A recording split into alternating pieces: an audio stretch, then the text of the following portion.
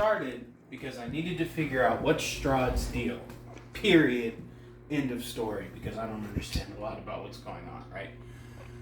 Okay, so Strahd, correct me if at any point any of this is incorrect, or I have my information wrong, or if I have a question and we know the answer already, and I was just too high to pay attention. Strahd's race is human?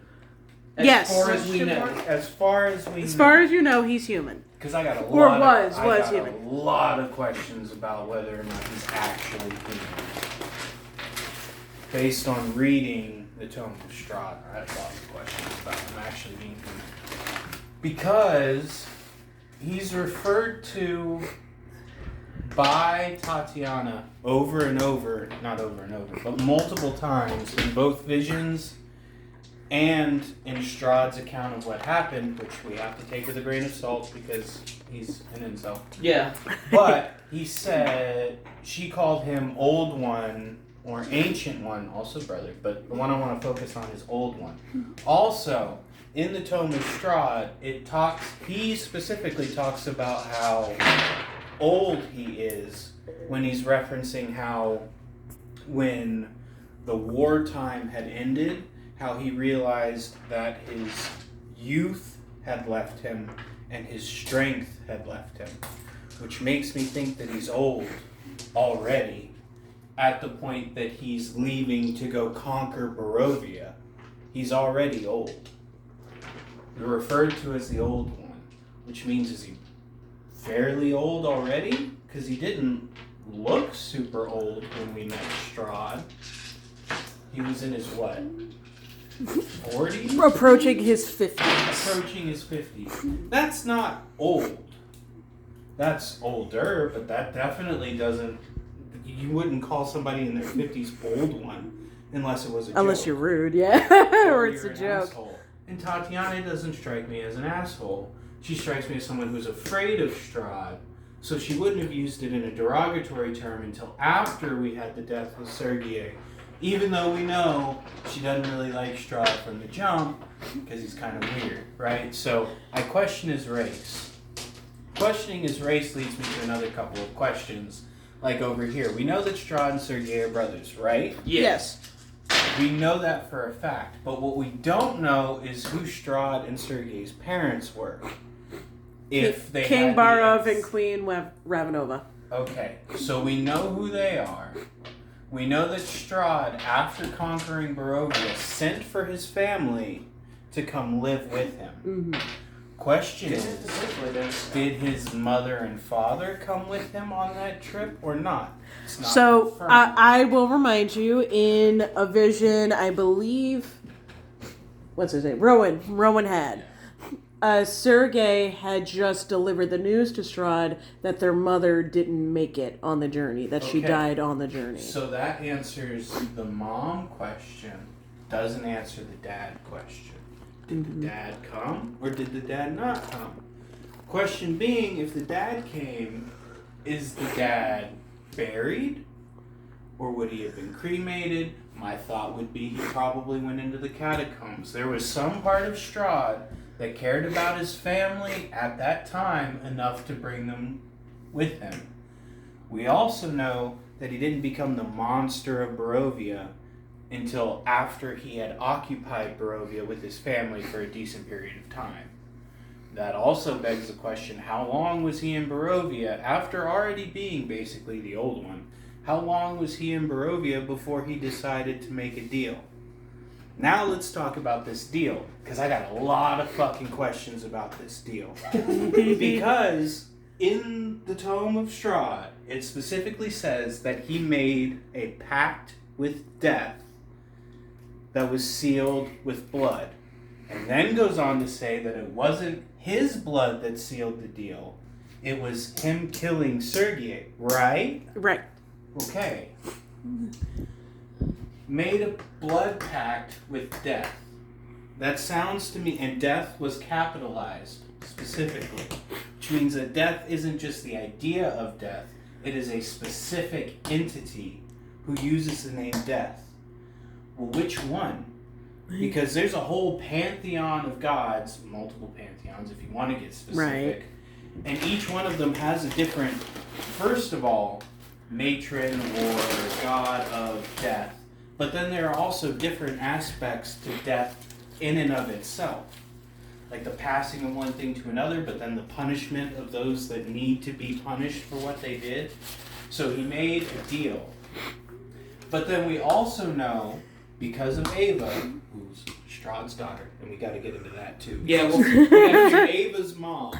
We know. By the way, who Ava Ava's is spelled mom was. EVA. It's spelled EVA. It's AVA for right now. Okay. Because I don't want to have to go through all this.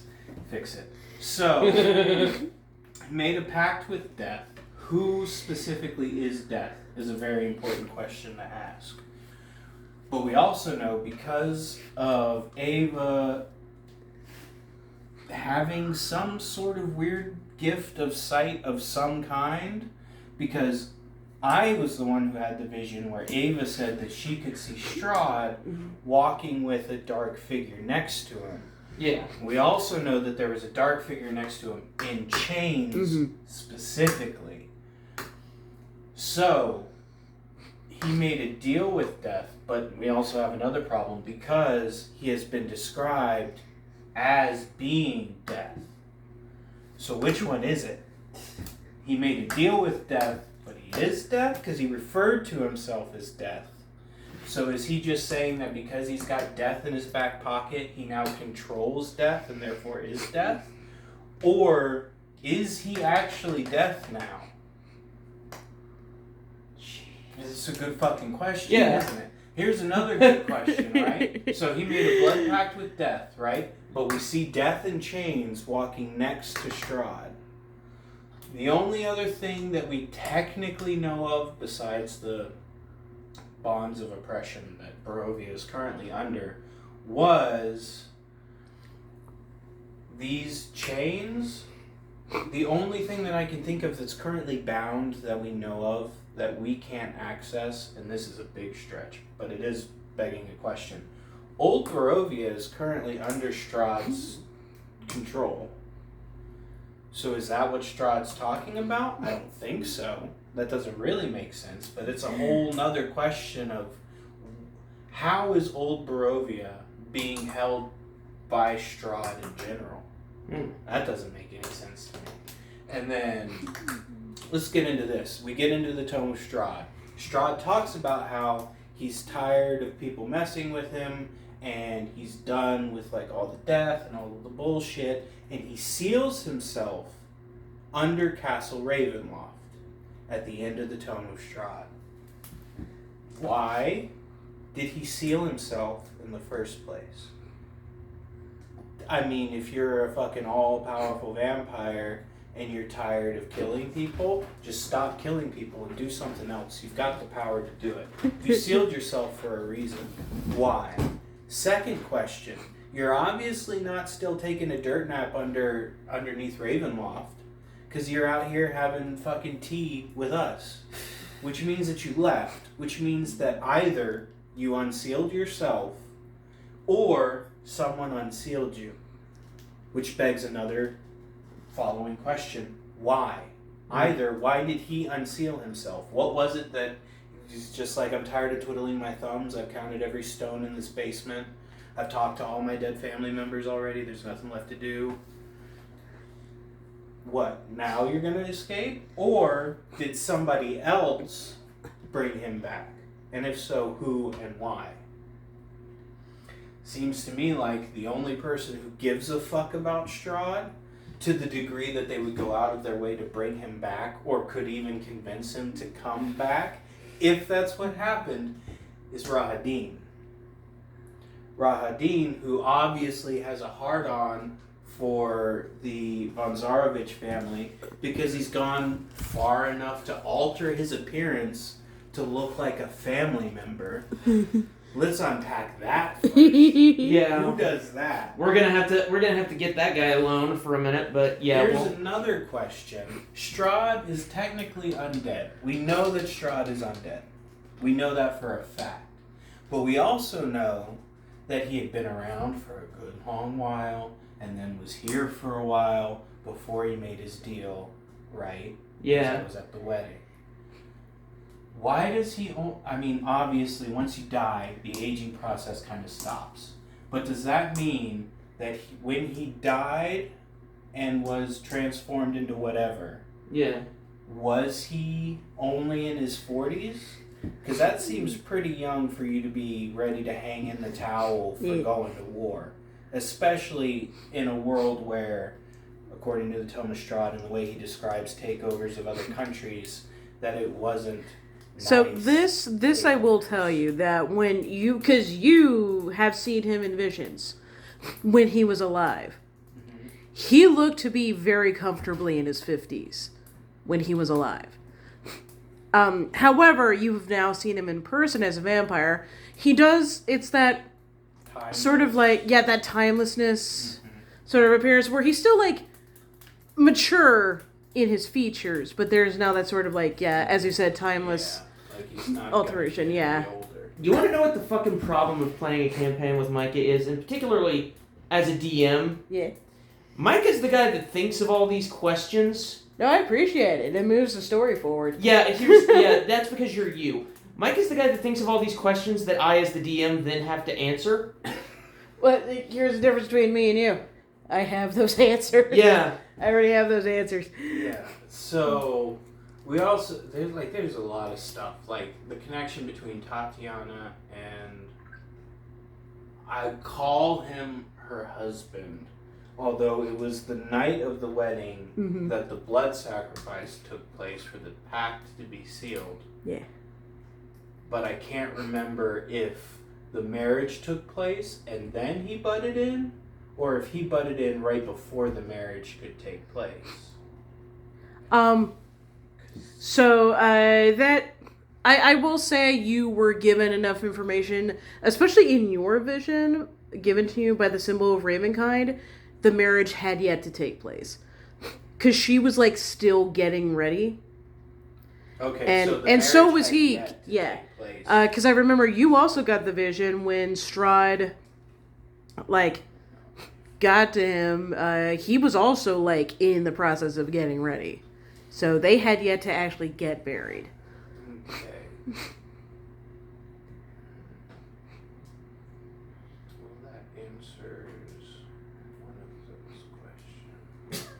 Okay, so we know that in this current timeline that we're dealing with, Sergei and Tatiana were reunited. We did that. Yeah. In one way or another. So I want to know, first of all, has this ever happened before? Second of all, I want to know, is that occurrence what caused their reincarnation loops to synchronize? Because we had 3 children born recently. Yeah. 2 of them with souls on the same day. Same day. Yeah. I think until we see something that proves that assumption wrong, that's the safest assumption. Okay, so do we think that changes anything when it comes to our timeline? Or do we think that changes what we want to do regarding Van Holtz? Because if it was me, the most insane of the theories is take the thing that Strahd wants most from a family who's famous for killing the guy once. Adopt the reincarnation of Strahd's one love. Raise that reincarnation to become a monster hunter. And then let Strahd take what he wants, not knowing that he's taking a killing machine. I'm just covering my mouth, so. I know. Well, another thing that I think is just because that is 100% what I would do. If I could confirm that we're working with... First of all, if I could confirm that we were working with a finally synchronized reuniting with these 2, and we're dealing with a reincarnation that happened at the exact same time, what we're looking at is you need both kids. The one who originally killed Strahd, if you get the soul of the person who was killed, in order to make a pact, that soul has to be worth something. Well, I Because think that you're was- adding too many steps to it with the Monster Hunter biz. Yeah, no, the Monster Hunter biz is 100% me just wanting that to be the next, like... It's an Vampire asterisk. Diaries It's an shit. asterisk. Okay, yeah. It's a little This is- sticky note, right? This Yeah. would be my pitch My if I wanted like a CW show based in Barovia. That We was need to my write that Like, show. my We need to write my that show. question is this purely, which is we know we have the two reincarnations that have supposedly synced up, correct? That's my hope. Is that That's our going reuniting theory. Synchronize Here, their hold that return. real quick. Can't. Nope. Okay. Yeah, that's our going theory, right? Yeah. That they have currently reunited and synced up. Yes. So what if we just have Ez get them out of there, with or without their families, like preferably with, but whatever, and we set them up in I don't know, Neverwinter somewhere. Yeah, we definitely have that option. But here, and I definitely thought about that too. Here's the issue with that plan though, right? I ran out of room on the whiteboard. That's fine. The rest of it was just mapped out in my head.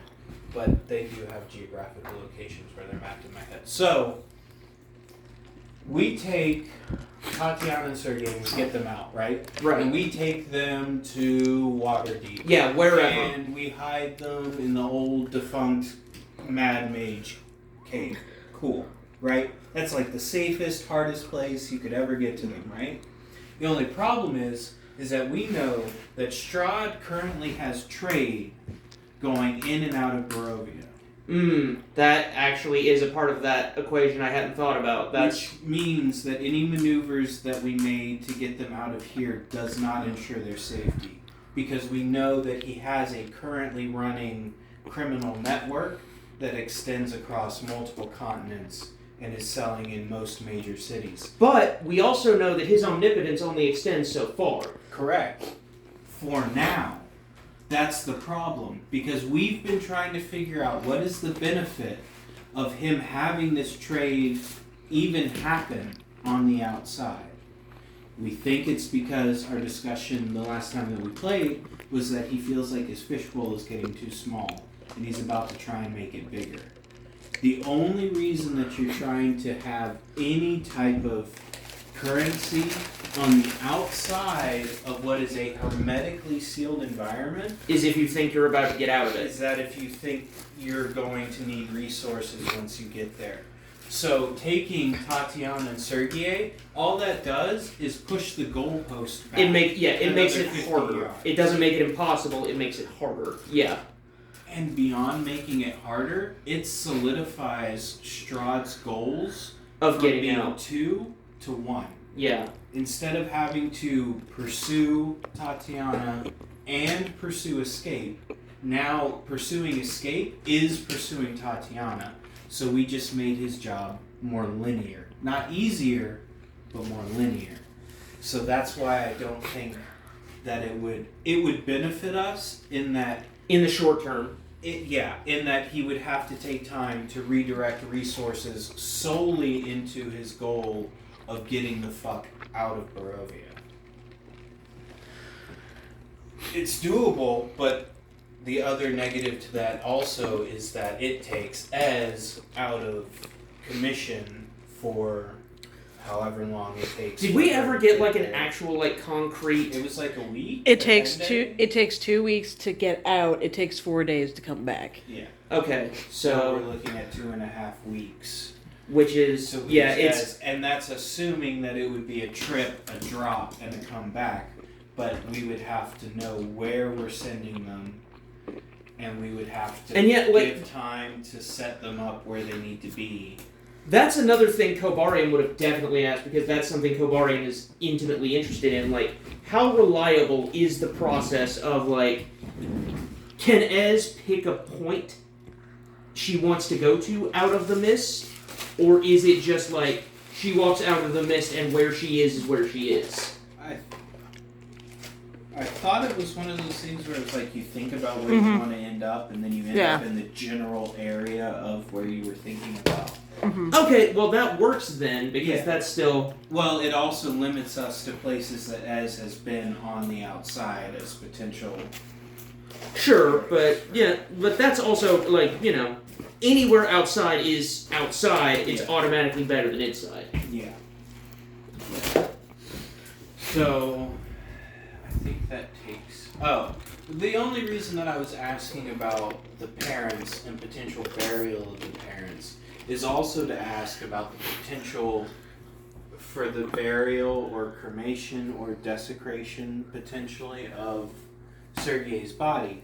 Because if anybody in the world could be asked a question about Strahd pre-transformation, It's him. I would ask Sergei.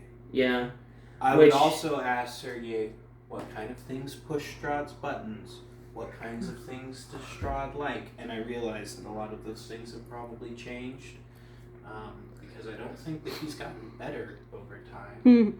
So what he likes now is probably a far cry from what he liked then. Well, okay, so here's an interesting thought. Because we're still clearly in the food being played with portion of our relationship with Strahd. Correct. I mean, we're a threat, but not... We're an inconvenience. We need to know, like, what we don't know is how much he knows about what we've got done. We have to assume he knows everything. But I'm going to make the assumption, until we know otherwise, he knows everything. I'm operating off of the assumption that he knows everything that we have, all of the conversations that we've had, and all of the planning that we've had. Yeah. I also wouldn't put it past him because he's appeared to multiple people in dreams. I also wouldn't put him past him that he's been snooping around inside of people's heads up until this point. So, if anything, that makes our job a whole lot easier. Which, and that begs the question, how feasible is a non-confrontational, exploratory trip into Strahd's castle? Like, with no stated goal to confront Strahd at all, just to get inside the catacombs and poke around a bit. That is going to end one way.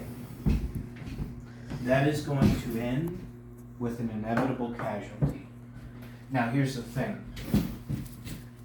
Strahd is not going to kill... What's up?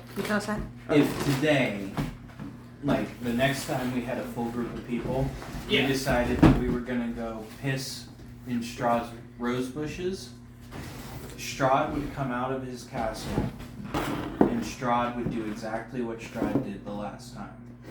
He would yank somebody by their bootstraps and kill them. Yeah. And then he would walk away. Or at the very least, lightning the fuck out of them. Exactly. Yeah. Because even if we manage to piss him off to the point where he gets angry, he's just going to kill a couple of us. Because I would think that at a certain point you have to develop a somewhat skewed view of what fun is. Oh yeah, sure. So for Strahd, his idea of fun is 100% killing one or two of us to see how the rest of us scramble, to see how we manage to bring them back, or if we even care enough to bring them back. Right. I would be curious to see if... I think that there's two parts to this. I think that Strahd doesn't just want people to come to Barovia so that he has toys to play with. I think that he brings people to Barovia to try and find people good enough to warrant turning. That it's a triumph if he Exactly. Like, he's happy when he gets to play with his food, and he's happy when some of it dies, but the ones that manage to survive, those are now recruits. And like somebody like Rowan, for instance, is top shelf. Yeah. People who have already passed the bar exam, so to speak. Yeah. Those are the kind of people that he's like, that's what I want. I won't go into why, but I will remind you of an event that did take place recently. When Strahd actually showed up and spoke to you guys. He wanted retribution, or what? No, what is it? Compensation. He wanted compensation. He said it can't be you. You want it too much. And he looked at you, the one that was mouthing off at him, and just said, it can't be you. And he fed off of Rowan, who didn't do anything. Yeah, that's true.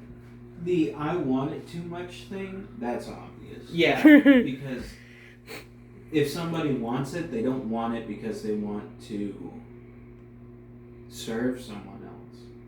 When someone wants it as bad as Key does, it's because He's fundamentally broken. No, it's because he wants the power. He doesn't want to work for the guy who has the power. And he's also fundamentally broken. He's also And then Kobari